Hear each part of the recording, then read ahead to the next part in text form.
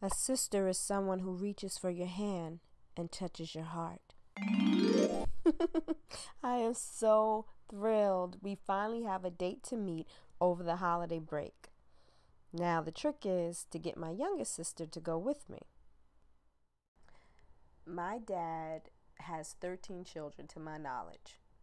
Of the 13, there are 10 daughters and 3 sons.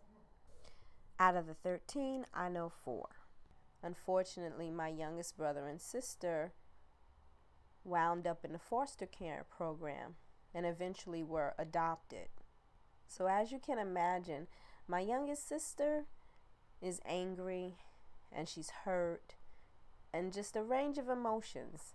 And on top of that, now she's 15, so she's a teenage girl, which is enough all by itself. But from the time that she was a baby, every day of my life was a fight for me to be able to be with her, for her to know me, for her to know who she is. And now for her to have built up these walls between us, quite frankly, I feel rejected. And I guess that's why I was getting a little anxious about my other sister. Guess it was a fear of rejection. Same feelings that my sister was having when she said that she was nervous about meeting me. My youngest sister, her name is Treasure.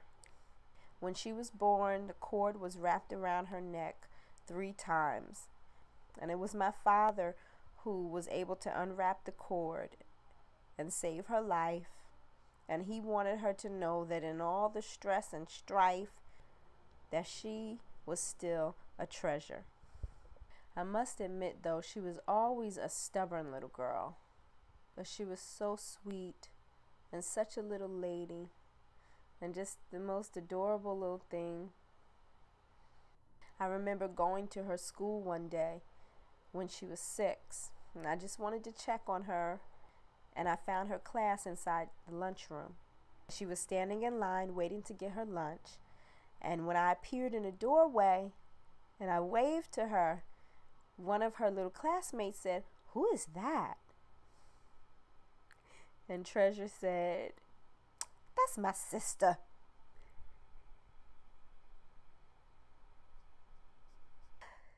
That's one of my fondest memories of her as a child.